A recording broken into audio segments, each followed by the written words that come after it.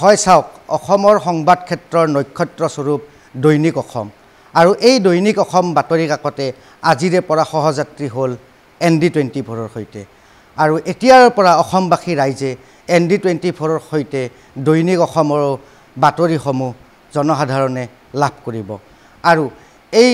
এক শুভ প্ৰাক্ষণত আমি আহি উপস্থিত হৈছিলোঁ বৰপেটা সত্ৰত আৰু মোৰ সৈতে উপস্থিত আছে বৰপেটা সত্ৰৰ বুঢ়া সত্ৰীয়া ডক্টৰ বাবুল চন্দ্ৰ দাস সমান্তৰালভাৱে উপস্থিত আছে বৰপেটা সমাজ জীৱনৰ বিশিষ্ট সাংবাদিক সাহিত্যিক সুলেখক অক্ষয় কুমাৰ মিশ্ৰ ছাৰ লগতে জ্যেষ্ঠ সাংবাদিক নৱকুমাৰ দাস আৰু এই দৈনিক অসমৰ শুভ মুহূৰ্তত এই শুভক্ষণত আমি তেওঁলোকৰ সৈতে কিছু কথা পাতিবলৈ চেষ্টা কৰিম কিছু মন্তব্য ল'বলৈ চেষ্টা কৰিম ছাৰ মই পোনে পোনে আপোনাৰ ওচৰলৈ আহিছোঁ এতিয়াৰে পৰা দৈনিক অসম বাতৰি কাকত ND24ৰ সৈতে সংযোগ হৈছে আৰু অহাকলিৰ পৰাই অসমবাসী ৰাইজে ND24 নিউজ চেনেলৰ লগতে দৈনিক অসমো জনসাধাৰণে একেলগে লাভ কৰিব প্ৰথমে আপোনাৰ বৰপেটা সত্ৰৰ বুঢ়া সত্ৰীয়া হিচাপে মই শুভেচ্ছা বিচাৰিছোঁ কৃষ্ণ জয় গুৰু শংকৰ অসমত প্ৰথম মহাপুৰুষ শংকৰদেৱ আৰু মাধৱদেৱে আৰম্ভ কৰিছিল সংবাদৰ থানৰ বাতৰি সোধা পৰৱৰ্তী সময়ত 1846 চনত অৰুণোদয় কাকত ওলাল আৰু তেতিয়াই আধুনিক কালৰ সংবাদৰ ইতিহাস আৰম্ভ হৈছিল আৰু বিশেষভাৱে ইতিহাস ৰচনা কৰিছিল দৈনিক অসমে ৰাধা গোবিন্দ বৰুৱাৰ নেতৃত্বত 1965 চন নেকি 65তে আৰম্ভ হৈছিল দৈনিক অসম আৰু দৈনিক অসম ইমানেই জনপ্ৰিয় হৈছিল যে প্ৰতি ঘৰে ঘৰে অসমৰ প্ৰতি ঘৰে ঘৰে দৈনিক অসম এটা সময়ত আছিলেই আজি ND24ৰে সেই দৈনিক অসমখন ক্ৰয় কৰাৰ বাবে আমি আনন্দিত হৈছোঁ হয়তো তাৰ যিটো প্ৰচাৰ সেই প্ৰচাৰটো হয়তো কমি গৈছিল এতিয়া নিশ্চিতভাৱে ND24ৰে ইয়াৰ প্ৰচাৰ আৰু প্ৰসাৰ বৃদ্ধি কৰাত সহায়ক হ'ব আৰু আমি আশীৰ্বাদ কৰিছোঁ বৰপেটা সত্ৰৰ পৰা যে যিখন দৈনিক অসম অসমৰ প্ৰতিগৰাকী মানুহৰ হৃদয়ত আছিল সেইখন এতিয়াও থাকিব আৰু ND24ৰে এই ক্ষেত্ৰত বিশেষভাৱে অগ্ৰসৰ হ'ব আৰু বিশেষ ভূমিকা লৈ বাতৰি বিশেষকৈ বাতৰি কাকতৰ যিটো ধৰ্ম নিৰপেক্ষতা সেই নিৰপেক্ষতা তথা মানে সম্পূৰ্ণ শুদ্ধ ভাষাৰে বাতৰি কাকতখন উলিয়াব তাকে কামনা কৰিছোঁ আৰু ভগৱন্তৰ চৰণে আশীৰ্বাদ কৰিছোঁ যে ND24ৰ যিটো প্ৰচেষ্টা এই প্ৰচেষ্টা সফল হওক আৰু এই দৈনিক অসমখন ND24ৰে কিনি লোৱা দৈনিক অসমখন এতিয়া সমগ্ৰ অসমৰ পঢ়ুৱৈয়ে আঁকোৱালি লওক কৃষ্ণ মই বাপজনক ধন্যবাদ জনাইছোঁ আৰু আমাৰ সৈতে উপস্থিত আছে এই মুহূৰ্তত বৰপেটাৰ জ্যেষ্ঠ সাংবাদিক সাহিত্যিক সুলেখক অক্ষয় কুমাৰ মিশ্ৰ ছাৰ ছাৰ মই পোনে পোনে আপোনাৰ ওচৰলৈ আহিছোঁ যিহেতু দৈনিক অসম আপুনি নিয়মীয়াকৈ এগৰাকী পঢ়ুৱৈ দৈনিক অসম বাতৰি কাকতৰ লগতে বিভিন্ন বাতৰি কাকত পঢ়ে যদিও দৈনিক অসম আপুনি নিয়মিতভাৱে পঢ়ে আৰু এগৰাকী আপুনি সুলেখক সাংবাদিক সংবাদ ক্ষেত্ৰৰ লগত জড়িত তো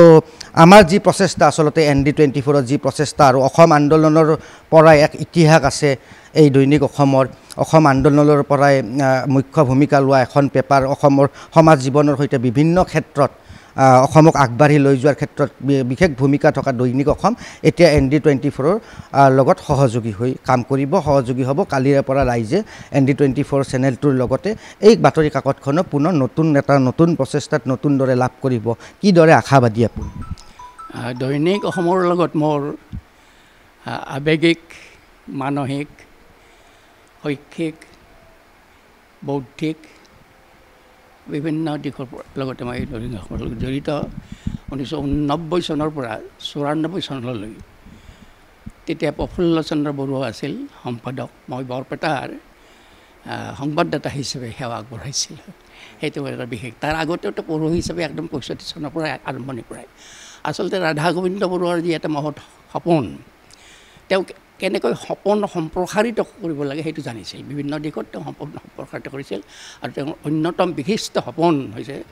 আসাম ট্ৰিবিউন আৰু দৈনিক অসম আৰু সেই দৈনিক অসম কীৰ্তিনাথ হাজৰিকাৰ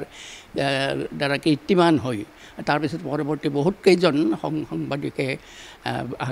বিশিষ্ট সাংবাদিকে ঘূৰি পঠা ধৰিছিল আৰু এটা কথা উল্লেখযোগ্য যে সেই সময়ত ফণী তালুকদাৰ আছিল ৰেডিঅ' চেণ্টাৰত ৰেডিঅ'ৰ চাকৰি দি দৈনিক অসমৰ লগত জড়িত হৈছিল সেইটো এটা ডাঙৰ এইটো ৰাধা গোবিন্দ বৰুৱাৰ আকৰ্ষণেই হওক বা পেপাৰখনৰ আকৰ্ষণেই হওক যিয়ে নহওক এনেকুৱাভাৱে আগবাঢ়ি গৈছে আৰু ৰবীন্দ্ৰনাথে এটা কথা কৈছিল যে এই জনমে ঘটালে মোৰ জন্ম জন্মান্তৰ এই যে ৰাধা গোবিন্দ বৰুৱাই জন্ম দিয়া যিখন পেপাৰ সেইখন তাৰপিছত তেওঁৰ পুত্ৰসকল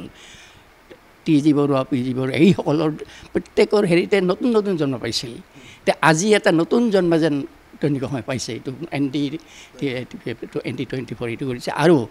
এই যে জ্যোতিপ্ৰসাদে বৰ সুন্দৰ কথা এটা কৈছিল যে ঐতিহ্যৰ বৰ ভেটিত হে প্ৰগতিৰ সত্য এই যে ঐতিহ্য এটা 61 বছৰীয়া মহৎ ঐতিহ্য এটা পাইছে ND24 আৰু এই ঐতিহ্যৰ ভেটিত তেওঁলোকে কিন্তু এটা প্ৰগতিৰ এটা ভেটিত সেইটো আগবাঢ়ি যাব লাগিব আজি জ্ঞানৰ যুগে নহয় জ্ঞানৰ লগত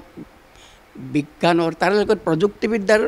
এই ত্ৰিবেণী সংগম হ'ব লাগিব আৰু সেই দৃষ্টিয়ে লাগে আমি ঐতিহ্য লৈয়ে থাকিব নোৱাৰোঁ খামুচিলৈ এটা ভৱিষ্যতে মানে যাব লাগিব এই যে এই নতুন যুগটো আহিছে যিটো জ্যোতিপ্ৰসাদে কৈছে যন্ত্ৰ যুগৰ মহান মন্ত্ৰ ল'ম মই আশা কৰোঁ যে যন্ত্ৰ যুগৰ মহান মন্ত্ৰ তেওঁলোকে লৈ নতুন নতুন দিশ দৰ্শন কৰি সেই সৰ্বস্তৰৰ পঢ়ুৱৈ সমাজৰ যাতে সমাদৰ লাভ কৰিব পাৰে আৰু ভাষাৰ ক্ষেত্ৰত আমি দেখিছোঁ এতিয়া ভাষাৰ খেলি মেলি বহুত হৈছে গতিকে ভাষাৰ ক্ষেত্ৰত যেন খুব নজৰ দিয়ে কাকতখনে সেইটো মই ভাষাৰ শুদ্ধতাৰ ওপৰত গুৰুত্ব দিয়া সেইটো মই আশা কৰিছোঁ আৰু এই কাকতখনৰ মই উত্তৰোত্তৰ উন্নতি শ্ৰীবৃদ্ধি কামনা কৰিছোঁ মই বহুত বহুত ধন্যবাদ জনাইছোঁ ছাৰক আৰু আমাৰ সৈতে বৰপেটাৰ জ্যেষ্ঠ সাংবাদিক নৱজিৎ দাস ডাঙৰীয়া আছে বিশেষকৈ দৈনিক অসমৰ সৈতে আপুনি ওতঃপ্ৰোতভাৱে জড়িত আৰু নতুন প্ৰচেষ্টা ND24 খুব চমুকৈ কি ক'ব সাধাৰণতে দৈনিক অসম হৈছে মানুহৰ মানে সমাজ জীৱনৰ এখন কাগজ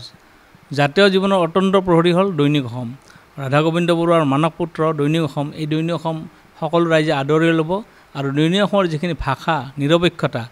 আৰু সেই নিৰপেক্ষতা সদায় অক্ষুণ্ণ থাকিব মোৰ 3 দশক জোৰা সাংবাদিকতাৰ কালত মই দৈনিক অসম এটা যুগ পাৰ কৰিলোঁ গতিকে ৰাইজে আকোৱালি ল'ব মোৰ তাৰে কামনা কৰিছোঁ ৰাইজে আকোৱালি লওক ইতিমধ্যে কিন্তু দৈনিক অসমৰ চাৰ্কুলেশ্যন যথেষ্ট বৃদ্ধি পাইছে বিশেষকৈ ND24 লগত সংযোগ হোৱাৰ পিছতে যথেষ্ট বৃদ্ধি পাইছিল আৰু বৰপেটাতো এই কাকতখনৰ পঢ়ুৱৈ যথেষ্ট আছে অনাগত দিনতো নিশ্চয়কৈ এই ক্ষেত্ৰত তাৰমানে আমাৰ যিখিনি পঢ়ুৱৈ আছে আমি ভাবিছিলোঁ যে প্ৰিণ্ট মিডিয়া মৃত্যু হ'ব নেকি নহয় কাৰণ প্ৰিণ্ট মিডিয়া থাকিবই কাৰণ প্ৰিণ্ট মিডিয়া থাকিব লাগিব এটা শ্ৰেণী আছে এটা এজাত মানুহ আছে তেওঁলোকৰ নিচা এইটো ৰাতিপুৱাৰ লগে লগে এইটো নিচা তেওঁলোকে পেপাৰখন লাগিব দৈনিক অসম মই ছাৰৰ পৰা খুব চমুকৈ যিহেতু সময় আমাৰ যথেষ্ট কম খুব চমুকৈ জানিব বিচাৰিম ছাৰ বৰ্তমান ডিজিটেল যুগ এই ডিজিটেল যুগৰ মাজতো কিন্তু ND24 যি মুখ্য পৰিচালন গৰাকী আছে তেখেতে সাহস লৈ দৈনিক অসমক মানে পুনৰ ND24 সংযোগ কৰি ৰাইজৰ মাজলৈ এক নতুন পদ্ধতিতে আগুৱাই দিব বিচাৰিছে ডিজিটেল যুগৰ ক্ষেত্ৰত দৈনিক অসম কি কয় নৱপ্ৰজন্মই যাতে এই কাকতখনৰ প্ৰতি আকৰ্ষিত হয় তাৰ কাৰণে ডিজিটেল মাধ্যমটোক তেওঁলোকে সেইটোৰ মাধ্যমেদিয়ে এই আগন্তুক সময় আৰু মানসিকতাৰ সেই পৰিপ্ৰেক্ষিতত সেই ধৰণে যেন তেওঁলোকে যেন বিধি ব্যৱস্থাখিনি তৈয়াৰ কৰে আৰু সময়ৰ অগ্ৰগতিৰ লগে লগে যেন তেওঁলোকে যি বিধি ব্যৱস্থা ল'ব লাগে সেই ধৰণৰ কাৰ্যসূচী ল'ব আৰু বিভিন্ন দিশৰ সংবাদ প্ৰতিফলনৰ যোগেদি সমাজ জীৱন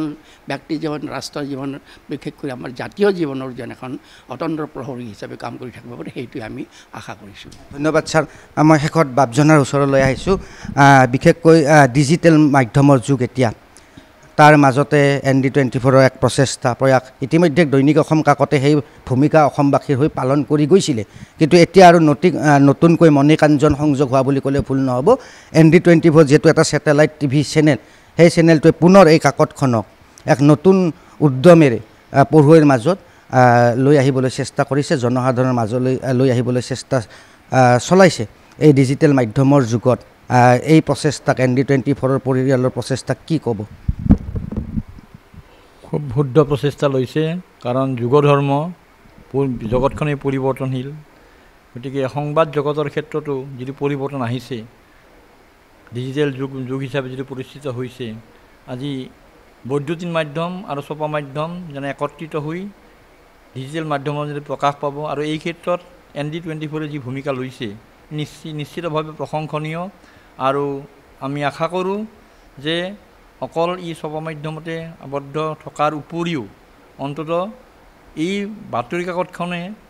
অকল অসমতে নহয় সমগ্ৰ বিশ্বতে এটা মানদণ্ড নিৰ্ণয় কৰিব আৰু ডিজিটেল মাধ্যমে নিশ্চিতভাৱে মানে আজি নতুন প্ৰজন্মকো আঁকোৱালি ল'বলৈ সক্ষম হ'ব। মই ধন্যবাদ জনাইছোঁ আটাইকেইগৰাকীকে আমাৰ বৰপেটা সত্ৰৰ বুঢ়া সত্ৰীয়া বাপজনাৰ লগতে জ্যেষ্ঠ সাংবাদিক সাহিত্যিক সুলেখক অক্ষয় মিশ্ৰ ছাৰৰ লগতে জ্যেষ্ঠ সাংবাদিক নৱজিৎ দাস ডাঙৰীয়াক আৰু এই আমাৰ যি প্ৰচেষ্টা আচলতে ND24 পৰিয়ালৰ যি প্ৰচেষ্টা সেই প্ৰচেষ্টা অনাগত দিনত আমাৰ বৰপেটাবাসী ৰাইজে এই যি দৈনিক অসম কাকতখন আছে কাকতখন সকলোৱে আঁকোৱালি ল'ব বুলি আমি আশা কৰিছোঁ।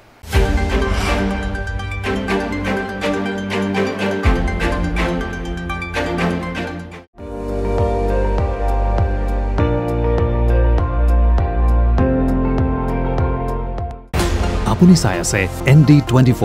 সৰ্বশ্ৰেষ্ঠ নহয় সৰ্বোত্তমৰ দৌৰ।